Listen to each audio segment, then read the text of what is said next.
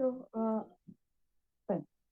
Um, so in last class, we learnt about the first phase of compiler, that is lexical analyzer. In coming towards the second phase of compiler is syntax analyzer. So in today's class, we are going to learn about what is the role of syntax analyzer.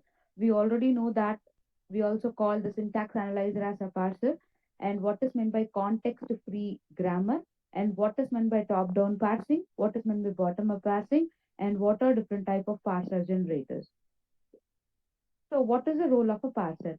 So whenever we enter a source program or whenever we write a source program, we compile a source program, lexical analyzer converts the source program in terms of tokens, and it gives to the parser phase. The parser phase generates a parse tree and give it to the next phase of a compiler. So that is semantic analyzer. So in meanwhile, so each and every token from the lexical analyzer will be given to the parser. See, after the token reaches to the parser, then parser asks another token to the lexical analyzer. So likewise, to and fro information passing will be done in both lexical analyzer and parser. We also know that lexical analyzer is also called as scanner. It scans each and every token, or we can call it as it scan each and every literal and converts in terms of token, and it gives to the parse tree, and it gives to the parser, so where it generates a parse tree. And each and every phase of compiler is directly connected to a symbol table as well as an error handler. So symbol table, which it consists of all the information about our source program.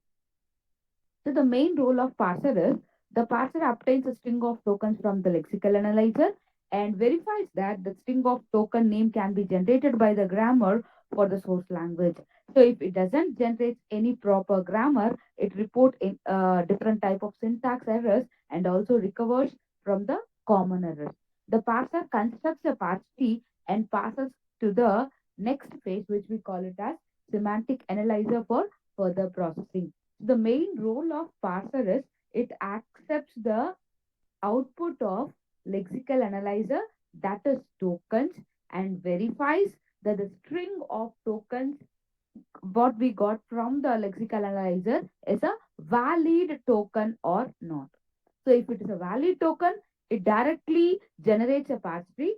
Else, if it is not a valid token, it throws a syntax errors, and we call it as a common errors, and afterwards it rectify it.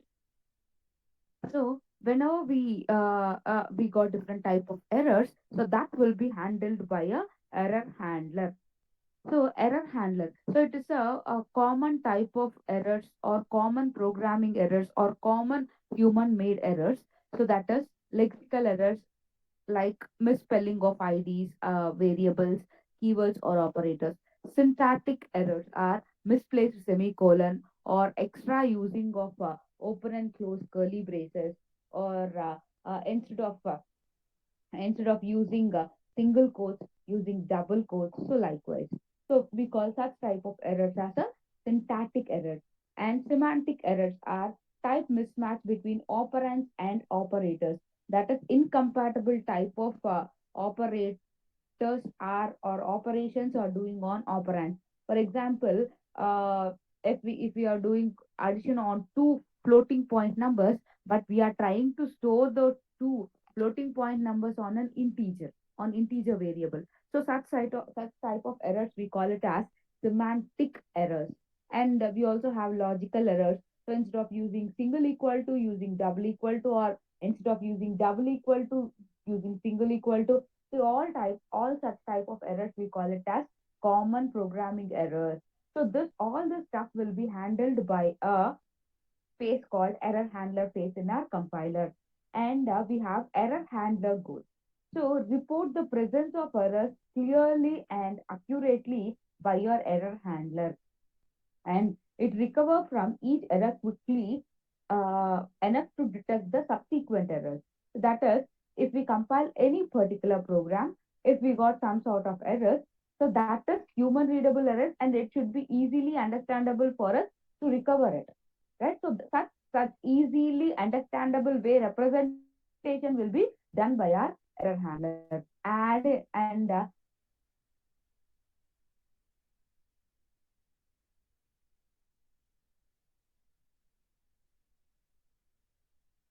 add minimal overhead to the processing of correct program.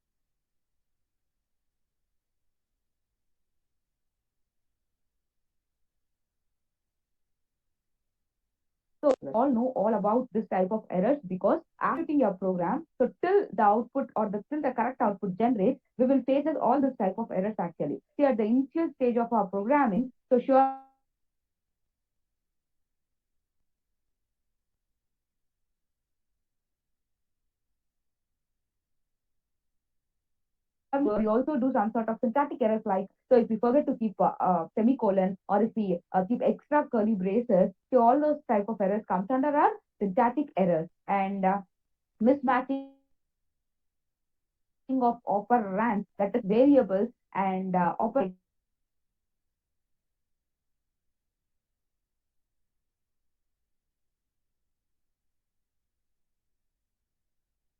between operators with equal to the company equal to the assignment operator. So when our comparison came into the picture, obviously at the initial stage of our programming, simply we keep only single equal to such type of errors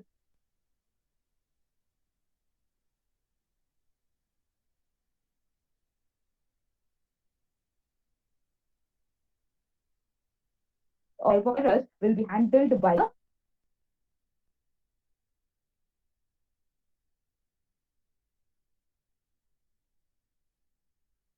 error analyst.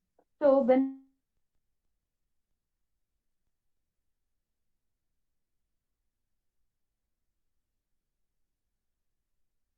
recovery static mode.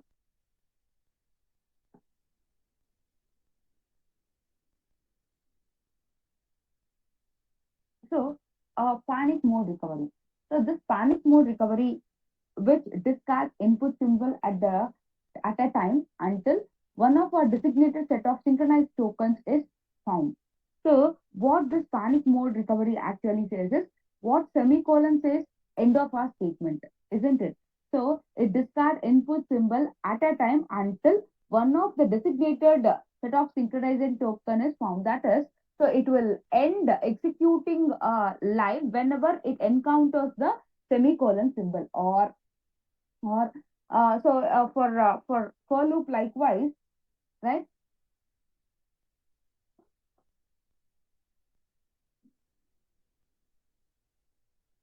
See, for any particular looping, just like this,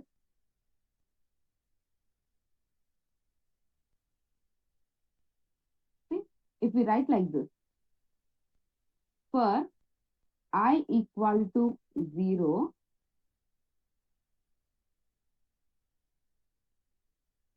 I plus plus, so surely we'll open a curly brace, right? Curly brace. I is less than n. See, we'll write statements here. After that, we'll close the curly brace. See, actually, we call this as scope or lifetime, right? Scope or block or lifetime.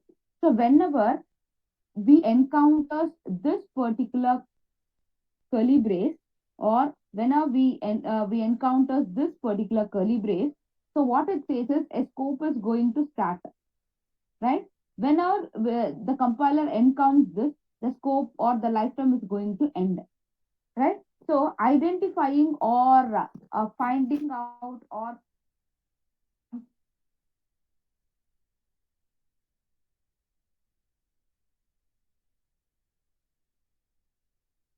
completion of mode for time until one of the designated set of synchronization token. That is, so what is the meaning of this particular semicolon? That is end of this assignment. So this semicolon end of this condition checking, right? End of this condition checking. So likewise, what does this particular scope say? End of our scope. So this all this task will be done through a mode called panic mode recovery. And coming towards the second strategy is phrase level recovery. So replacing a prefix of remaining input by some string that allows the parser to continue. So here in our phase level recovery, so replacing a prefix of all your remaining inputs by some string, that is replacing your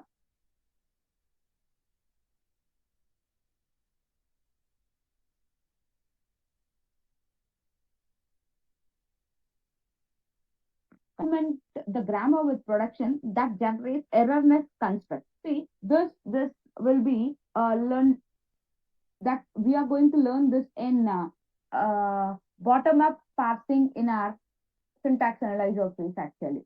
So if your grammar is fault, if your grammar is not a valid grammar, or it doesn't follow some sort of rules, so then there is a chance of getting your error production. So augment the grammar with production that generates different type of erroneous construct. So that is, it won't generate proper parse tree. So if your grammar is erroneous one, obviously we don't get a proper syntax tree construct actually. And what is meant by global? So next phase is global correction. So choosing a minimal sequence of change to obtain a global least cost correction. Too much effect only in the theoretical construct. So which says about your global correction. That is choosing only the optimal sequence of changes to be obtained a global correction in our given grammar. So too much effort only we should keep only on the theoretical construct. So these are different different levels in error recovery strategy. Right. So now coming towards the original picture of our syntax analyzer, here context-free grammar plays a very important role. So what is meant by a context-free grammar? Right. So a context-free grammar is a set of recursive rules used to generate different type of pattern of strings. Fine. A context-free grammar, a context-free grammar is a set of recursive rules used to construct or used to generate different type of patterns of strings. A context-free grammar can be described by all different type of regular languages, but they cannot be described for all possible language. Fine. So context-free grammar is a set of recursive rules. So this all those things are we call it as rules, right? So a context-free grammar is a set of recursive rules used to generate patterns of strings, right? A context-free grammar can be described all regular languages, but it cannot describe all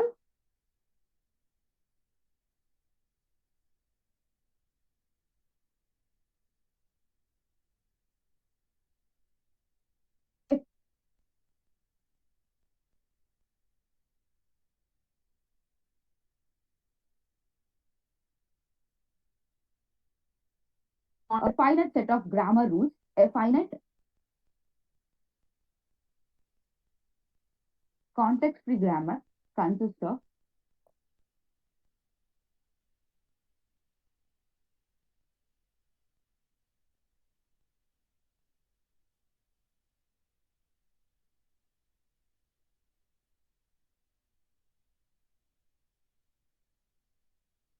finite set of rules. It consists of finite set of rules. What rules? It's a grammar rule, which will be in terms of n, t,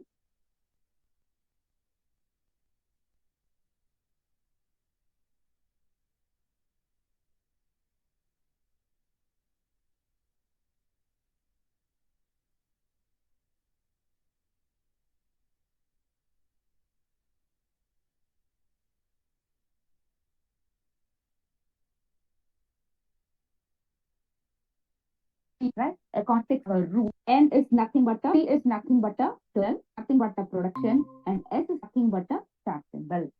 T is nothing but a terminal. N is nothing but a non-terminal.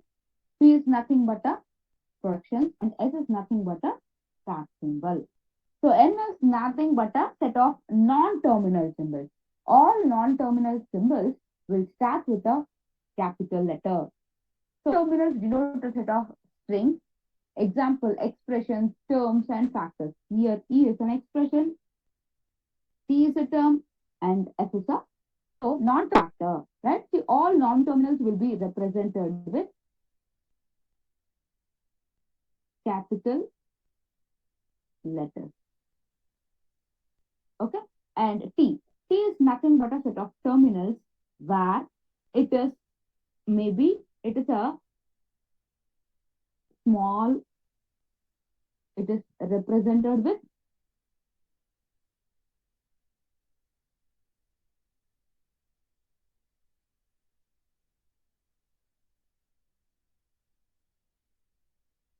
letter, don't have any further extension, where it may be, of course it may be also null. Right, next what is number P. So here P is nothing but a production, so where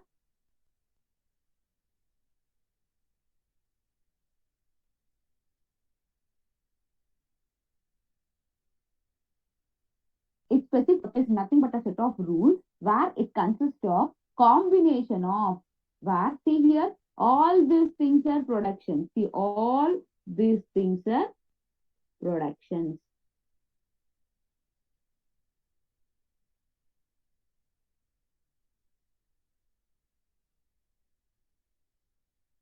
See, that is the left hand side is a, here the left hand side is a production rule,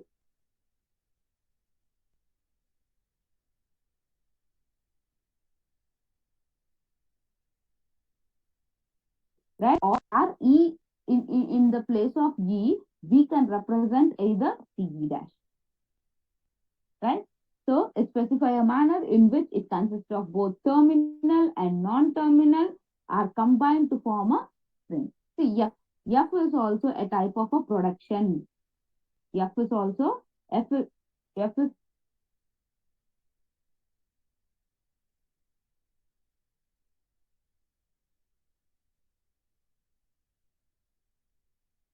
of C, E and D dash, E or D, right?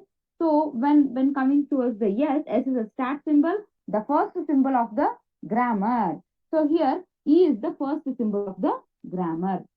Fine. So see here, F is a production rule. T is a production rule. T is a production rule. See, all those things are productions.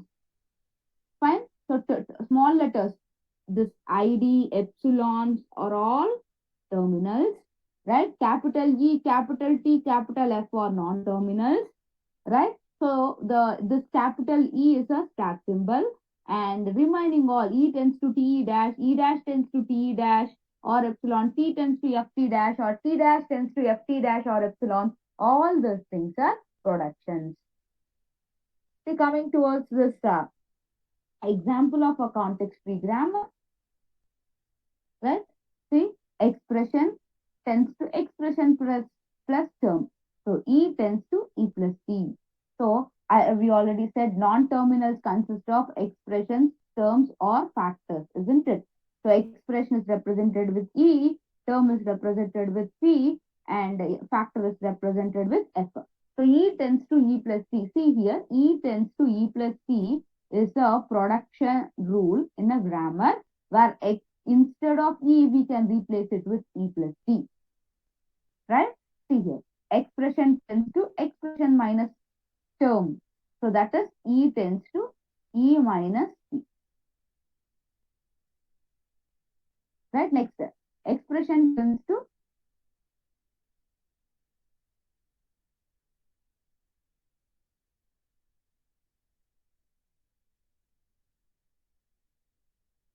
term. See, expression tends to term. See what this say. E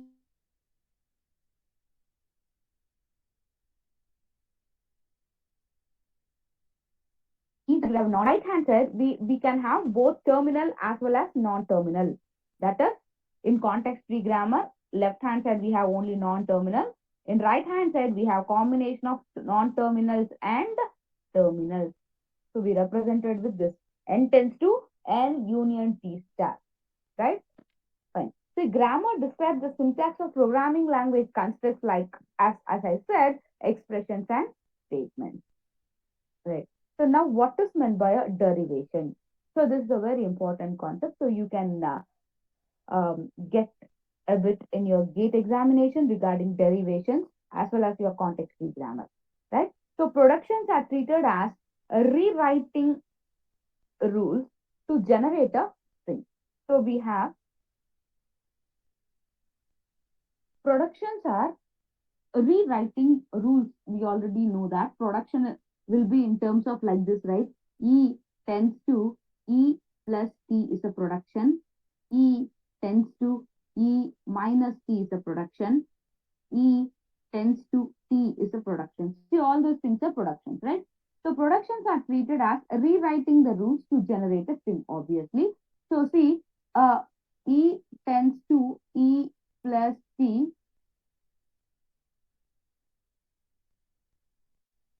E tends to E plus T.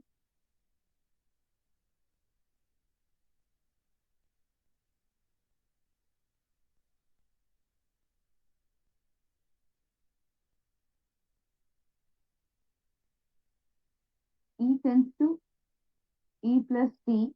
See, instead of this E, we can replace this E, right? Like this. E tends to E plus T plus T, right?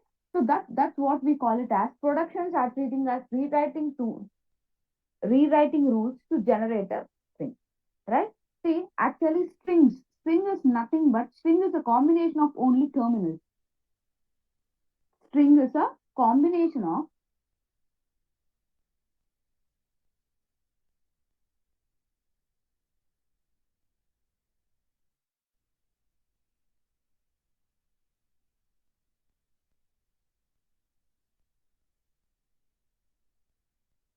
string is a combination of terminals.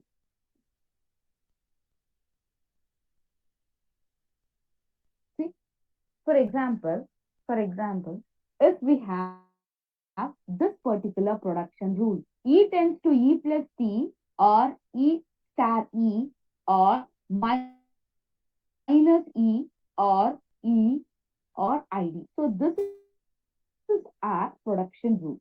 This our production rule.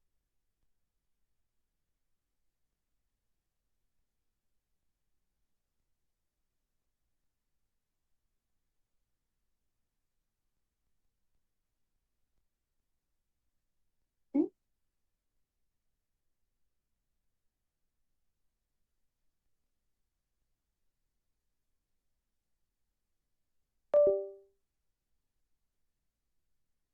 E star E tends to E or E or minus E or ID. So this is our production rule. Or we can rewrite this like this. E tends to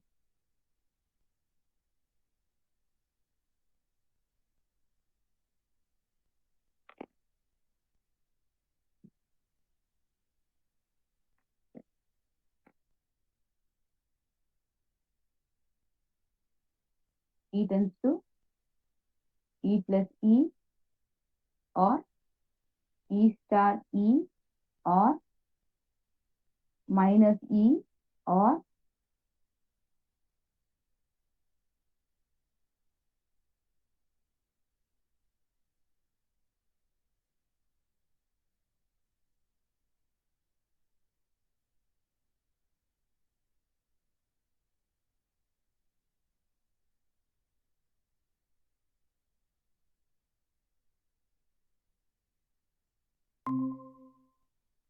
E tends to E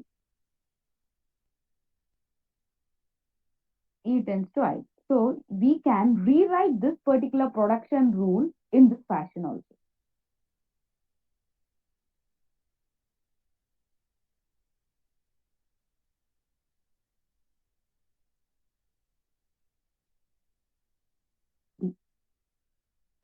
So we need to check whether this particular production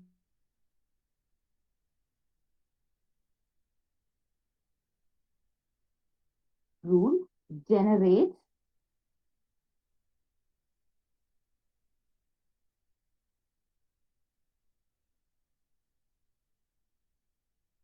as E plus E, isn't it? E plus E. So this is our first production rule.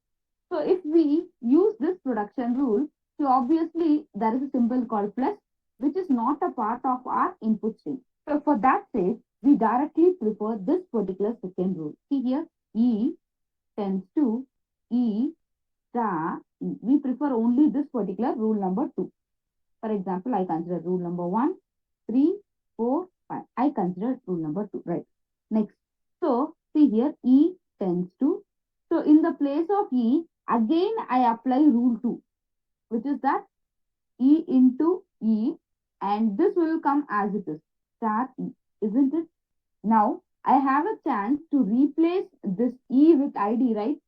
So, E tends to ID star ID star ID, isn't it? So we got the final string ID star ID with this non-terminal, isn't it?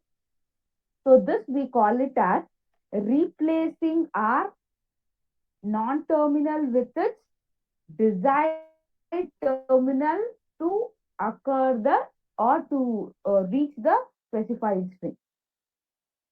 Okay, right, fine. See here. See, and another derivation that derive a string called minus ID plus ID. So for this string, we need to go like this, right? So E, first E to opt what? First to opt what? E tends minus E. So directly go to this particular string, right? So E tends to minus E. So and and have curly brace also, right? So instead of this particular E, replace this entire E minus routine as it is minus E, right? Next, instead of this E, we can keep E plus E, right? So E plus E. Now replace this E with what? ID. So ID. So ID plus E and replace what I said is continuously I replace all E with ID, but we have derivation by replacing it from left to right or right to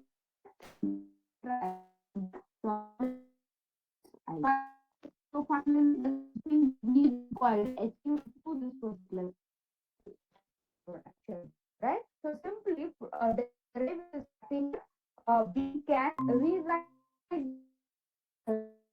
rule, right? So there are two types of derivations, that is leftmost derivation and rightmost derivation. In leftmost derivation, leftmost non-terminal in each sentential is always chosen, and the above derivation is obviously leftmost. That is, see, if it is our production rule, if it is our production rule, E tends to E plus E. So replacing from left side to right side. First, replacing it with ID, then plus E. Next, replacing ID, this E with ID. So, like doing like this, which we call it as leftmost derivation. So, leftmost non-terminal is replaced with its terminal or any sentential form. We call it as leftmost derivation, or replacing the non-terminal with the terminal from right side. So like this. So if we see,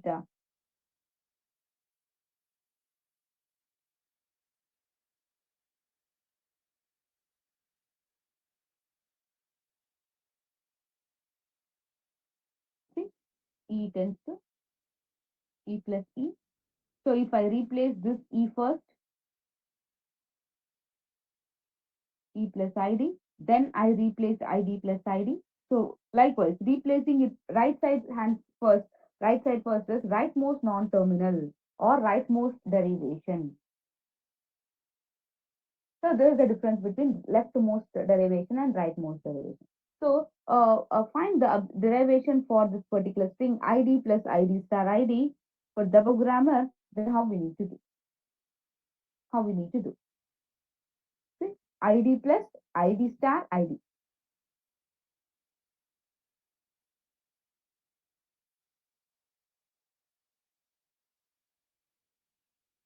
See, the given string is id plus id star id. Right? The given grammar is e tends to e plus e or e star e or minus e or e or id. Right? See how we need to derive this particular thing. E tends to. So first we need to take this directly e plus e. Right? Now we need to use star. For that we need to prefer rightmost derivation, isn't it? So like this e plus e star e. Right? Now we need to replace, we need to prefer. See, obviously, in first time we prefer rightmost derivation, so we need to follow that. So e plus e star, replace this e with id, rightmost derivation id. Next, e plus id star id. Next, e sorry id plus id star id.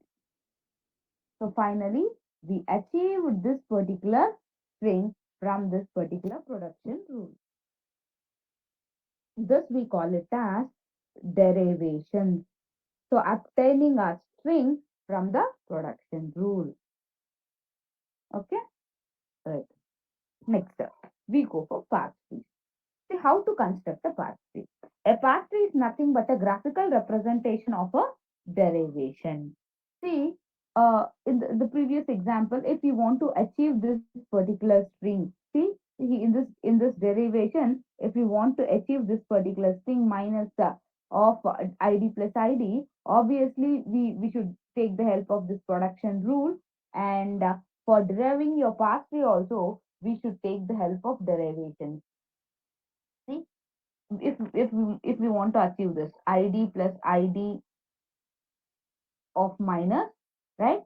See here, first, what is the uh, way that we approach?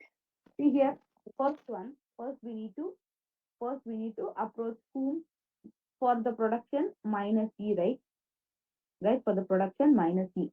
See here, so first we need to take the stack symbol e. We need to take the help of minus e. And now we need to get id plus id, right? Id plus id. So replace this e with what? Replace this e with what? Open and close parenthesis of e, right? Open e and close parenthesis. Fine. Next, replace this e with what? E plus e. See, e plus e. Right? Now replace this e with id and replace this e with id. See, in a tree, all our leaf nodes are terminals, right? So all the terminals leads to a tree. See here, now say id leaf node plus leaf node, id leaf node, this leaf node, leaf node, leaf node. See, all are leaf nodes where it doesn't have further extension, right? So likewise, in constructing a path tree, we should take the help of derivation to check whether the given string is acceptable by the grammar or not. See what is meant by ambiguity. So this is also very important. So you can get this question in your GATE examination.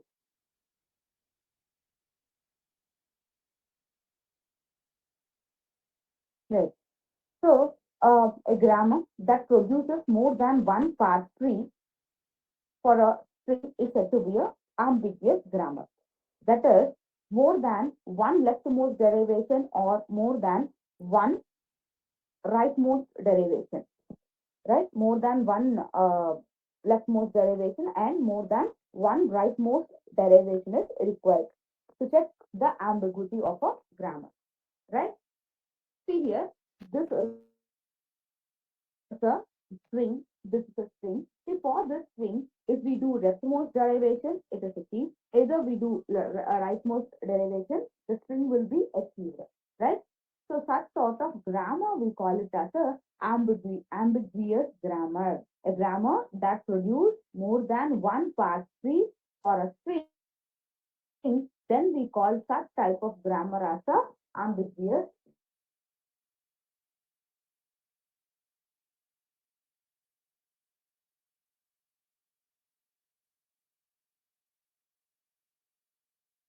A rightmost derivation and this is leftmost derivation. So applying this on a right side, so this is rightmost derivation, this is your leftmost derivation, right?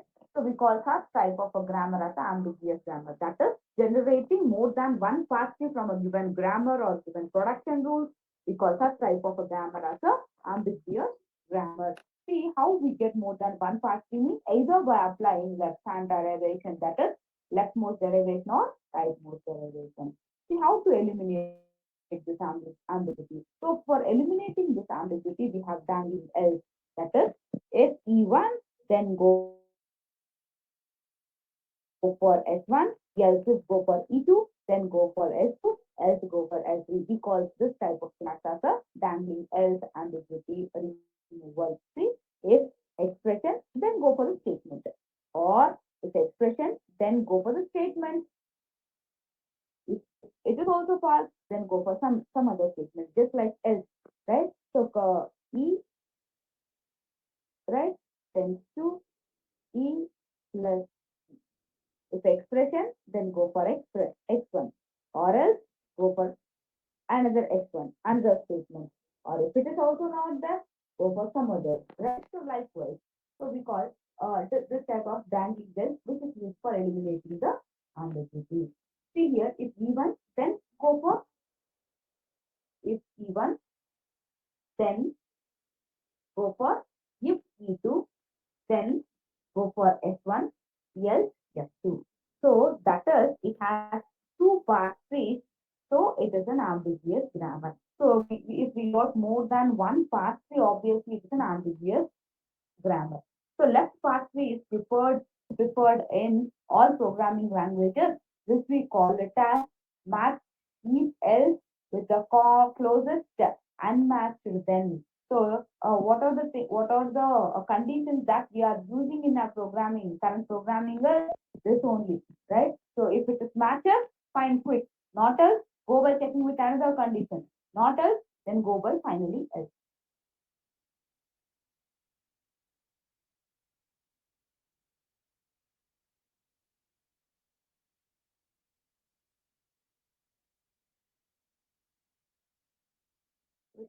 Statement and an else must be match statement, match statement. No, go for open statement. So open statement again it will fit, right? If expression, then go for the statement.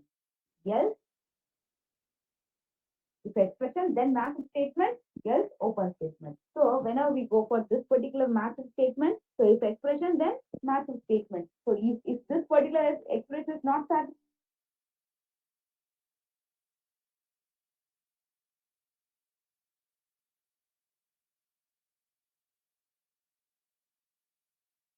So this is the concept for our parsing is eliminate left recursion. See what is meant by left recursion, right? So as we know that ambiguity will be generated for the grammar,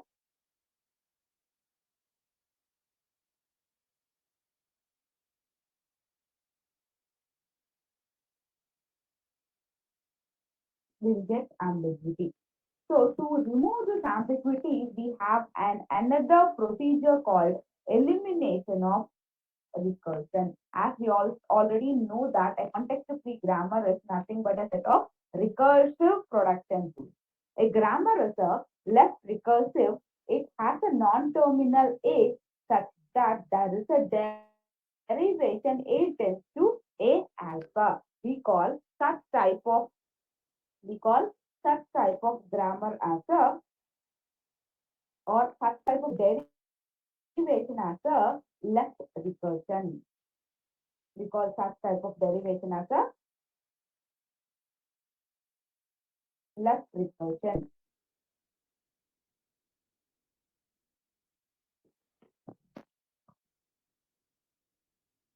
Okay, okay, right.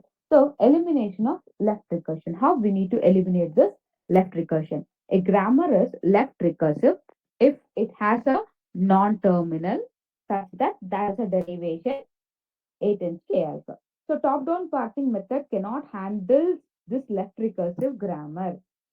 Okay, top-down parsing cannot handle this left recursive grammar.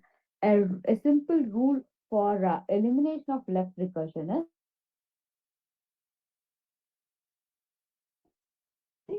how it is, how it should be.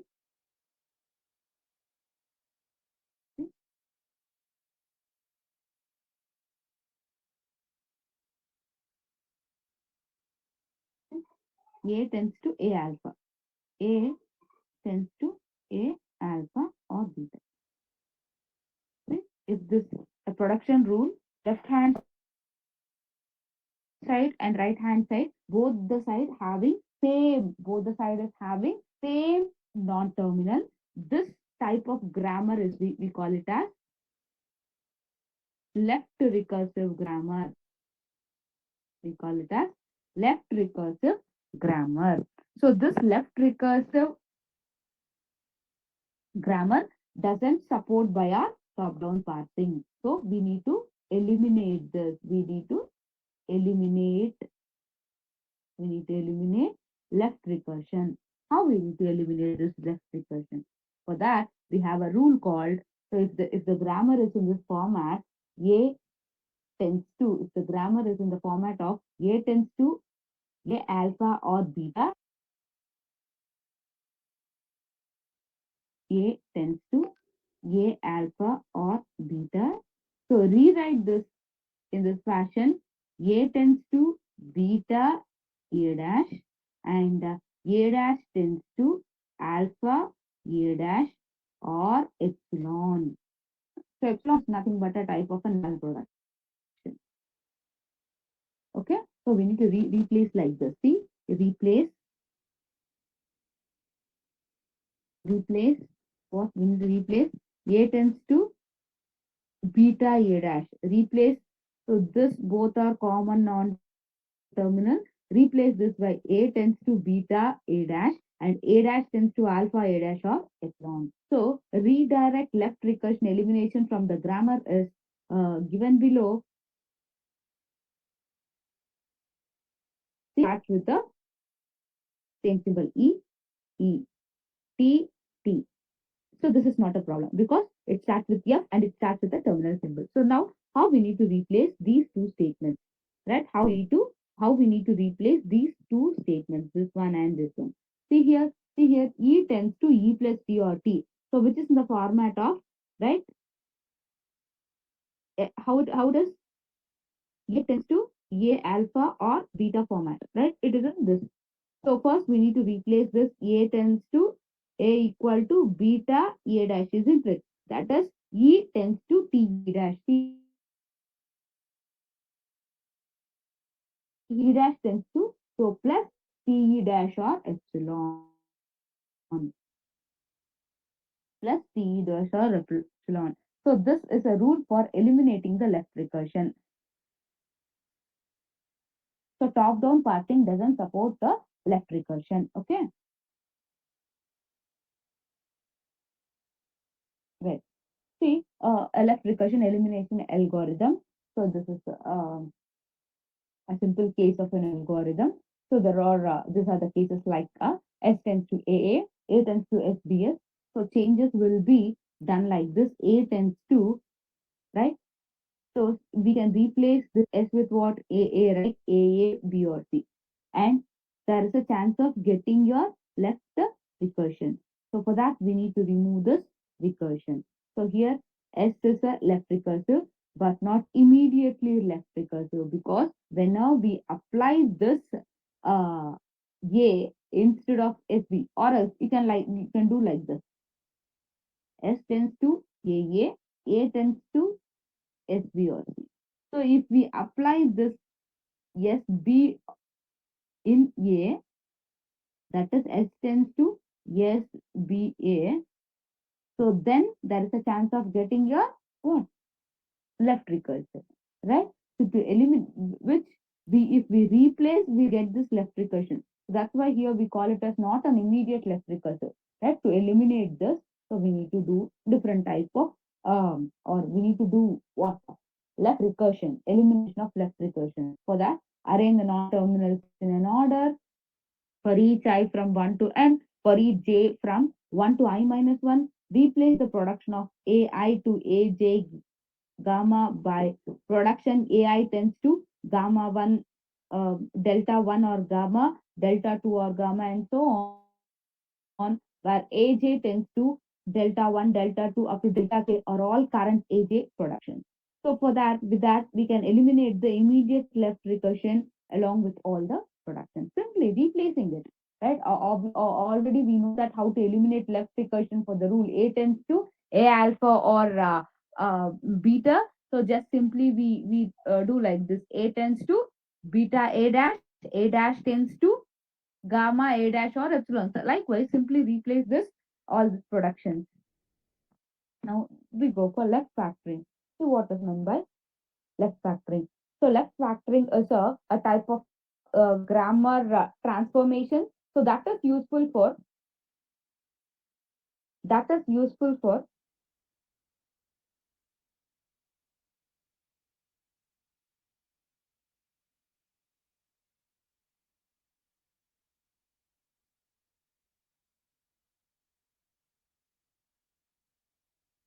so that is useful for producing a grammar suitable for predictive or top-down parsing. So consider a grammar if expression then statement. If it is not, go for else statement. So likewise. So on seeing input, if it is not clear for the parser which produce to use, we can easily perform left factoring. So just simply replacing it with what, right? So if we have a tends to alpha beta 1 or alpha beta 2, so we can replace like this. That is A tends to A, where this beta 1, beta 2 or all comes under your A dash. See, if we rewrite this, we can do like this, right? So, see, A tends to,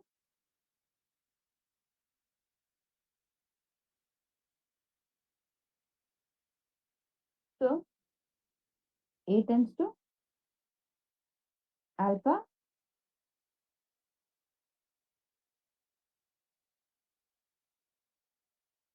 So this or and so just replacing, simply replacing. Left factoring is a grammar for transformation. So that is useful for producing a grammar suitable for our predictive top-down pattern. So left factoring is also very important in top-down pattern. And we have an algorithm for left factoring that is for each non-terminal A, find the longest prefix alpha common to two or more of the alternatives that is A not equal to alpha, then replace all the factors A tends to alpha, B, beta 1, alpha, beta 2, and so on up to alpha, beta n. So we can replace like this. So this is a general algorithm what we saw here, right? See, consider this example S tends to IETS or IETS or A changes. S tends to IETS S dash where S dash consists of what actually S dash consists of S. See, this S tends to ES. So simply, this is common, right? This is common. So S dash tends to IE ES. So here I kept S dash, where S dash tends to ES. That's it. That's it. Or sorry, ES or epsilon or epsilon. Right? So that's the thing. Obviously, here we have E. And E tends to B. So now we go for top-down parsing. So very, very important parsing in our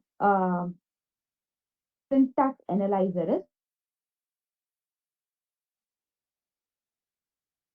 very, very important concept in syntax analyzer is this only, right?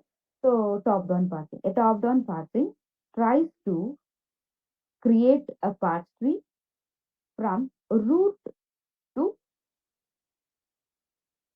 the leaf, scanning input from left to right. See how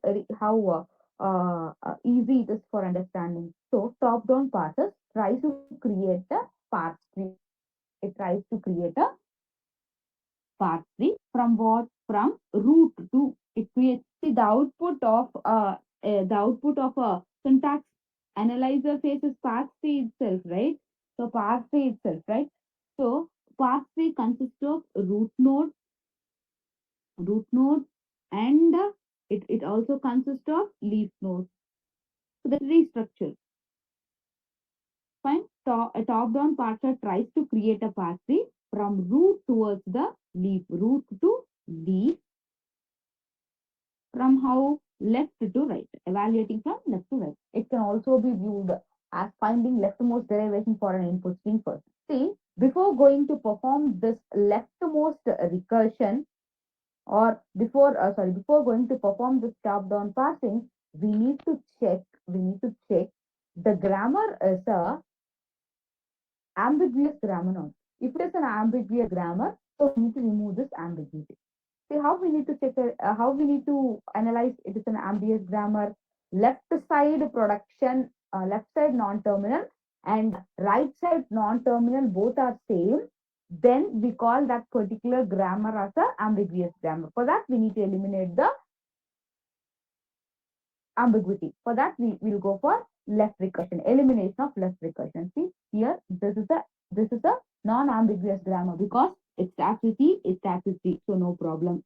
It starts with E dash, it starts with plus, no problem. It starts with C, it starts with F, no problem. It starts with T dash, it starts with star, no problem.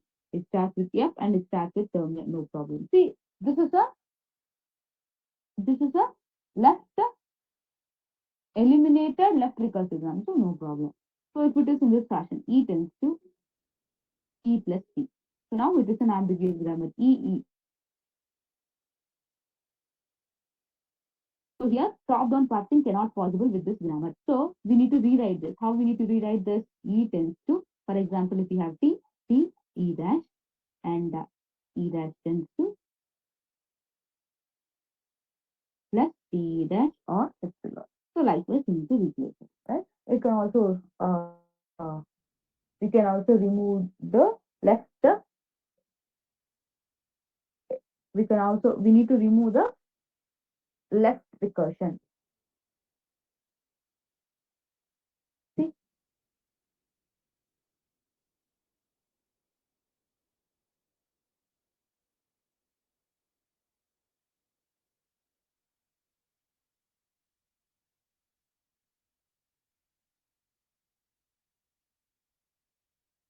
see, first one, E tends to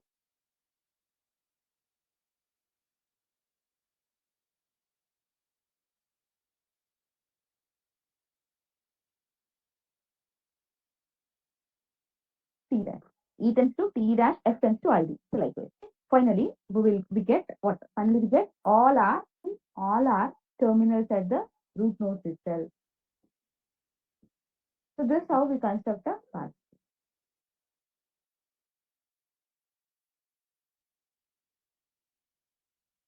Right. See, for constructing this path in a theoretical construct, we should go for some rules which we call it as first and follow. Which we call it as first and follow. So first and follow. First is nothing but a set of terminals that being string derived from alpha. That is, if alpha belongs to epsilon, then alpha is also first of alpha. In predict, we also call this uh, top-down parsing as predictive parsing. When we have A tends to alpha or beta, if first of alpha and first of beta are disjointed, then we can select appropriate A productions looking at next. First, we need, and secondly, we need to calculate follow for any non-terminal A. It's a set of terminals A that can appear immediately after A in some sentential form. For suppose if we have a rule like S tends to A A beta for some alpha or beta, then it we need to calculate follow of A is alpha. So if A can be a rightmost symbol in the sentential form, then dollar is in follow of A. See, the thing what we should remind is we'll calculate first for both the terminals and non-terminals, and we'll calculate follow only for non-terminals. We'll calculate first for both non-terminals. We'll calculate first for both non-terminals and terminals, non-terminals and terminals, and we'll calculate formula only for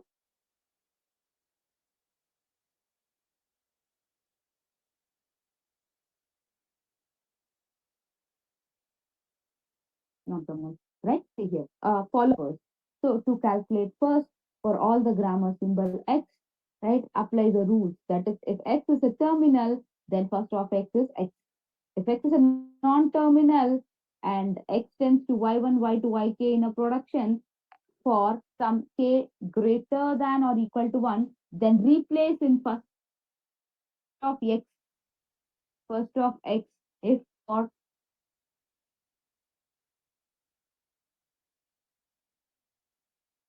if for some I, A in is in first of y and epsilon is in all first of y, that is first of I minus 1, that y 1 to yn which belongs to alpha. If epsilon is in first of j for j equal to 1, then add epsilon to the first of x. So that is very, it seems to be very messy but very easy task if you want to calculate yet first of x.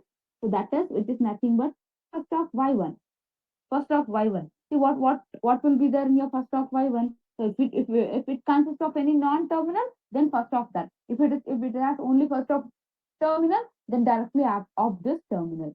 That is, if x belongs to, right, if x belongs to epsilon, then the production will be added to first of x.